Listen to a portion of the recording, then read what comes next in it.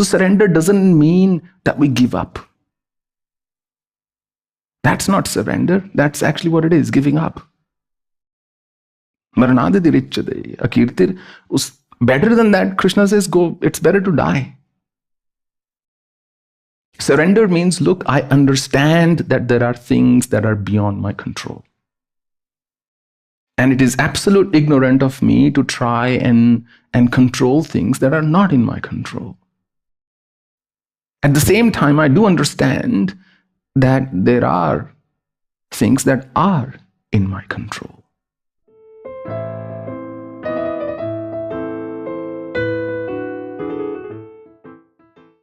His question is, what should one truly keep in mind so they truly surrender to Bhagwan or Guru?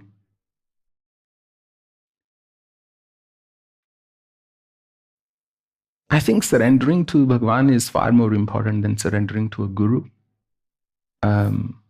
Because if the Guru is real, he or she will take the surrender from you. So any artificial attempt must never be made to surrender to anybody who's in a human form. That person is bound to make mistakes. So you don't want to be caught up in a cult or a blind faith of any kind. So, yat kroshi, yad rashnasi, yad jhoshi, dadhasi, yat tapasya siddhikante, tad kurushva madarpanam. Arjuna had the same question. So Krishna said, look, whatever you do, yat kroshi, yad rashnasi, yad jhoshi, dadhasi, yat, whatever tapasya you do, whatever yajna you do, whatever good you do, whatever bad you do, just surrender all that to me. That would lead you to the ultimate state of consciousness, of sannyasa. But what does it mean that surrender that to me? Because Krishna also later said, Sarvadharman paritaj mamekam sharanam raj aham tam sarpabhyabhyo mokshashyami makshaja. Surrender unto me, Kante, and live fearlessly, live freely, because I would relieve you of all the so-called sins that you might have committed in your life. Surrender doesn't mean that every day we get up and we do the same set of things, which may include hurting others, injuring others, harming others, and then in the evening we go, Prabhu sab aapko samarpan kiya. Right? Throughout the nation, we sing this arti, Tera tujhko lage, kya lage mora. But then we check our pockets, 5 rupees zyada to nahi chalege thali mein. Right? Happens all the time. So, shabdon se, with your words, we can fool some people. As I say, you can fool some of the people all the time and all of the people some of the time, but you can't fool all the people all the time. But you can never fool the one who's seated inside you. How do you fool somebody who's you? Tora man darpan kehlai. So surrender truly means to be grateful for all that you have and to be constantly striving for a better version of yourself. Otherwise, Krishna would not say to Arjuna, Tasmaduttishta kanta yuddhaya kritanishcha. When Arjuna said, look, I don't want to fight, nayatu siti manyate, Krishna could have said, chalo bhaiya, fir ghar chalte hain. अब लड़ ही नहीं रहे तो क्या करना है? अब युद्ध में आप उन्होंने तो पहले ही संकल्प लिया था, I will not take the shastra in my hands. अब ऊपर से अर्जुन भी बोले, मुझसे युद्ध नहीं होगा, too hard. ना प्रमुख धृतराष्ट्र अपनों कजन्स को मार के क्या करेंगे? मेरी इंद्रियां शिथिल हो रही हैं, मेरा मुख सूख रहा है, अर्जुन ने कहा. Krishna could have said, too bad, all right, then let's call it quits. But what did he say? Hato va prapyasya swargam jitva va bhokshasya mahim tasmad uttishta kanta yuddhaya kritnescha. Come on, Arjun, what are you talking about? This is not for you. Get up, fight. Either die and be happy in some other world, or you come back a winner and you claim what's yours. So surrender doesn't mean that we give up.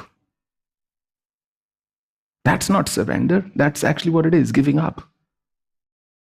Better than that, Krishna says, go, it's better to die. Surrender means, look, I understand that there are things that are beyond my control. And it is absolute ignorant of me to try and control things that are not in my control. At the same time, I do understand that there are things that are in my control. I can choose whether I want to lift my foot to take a step.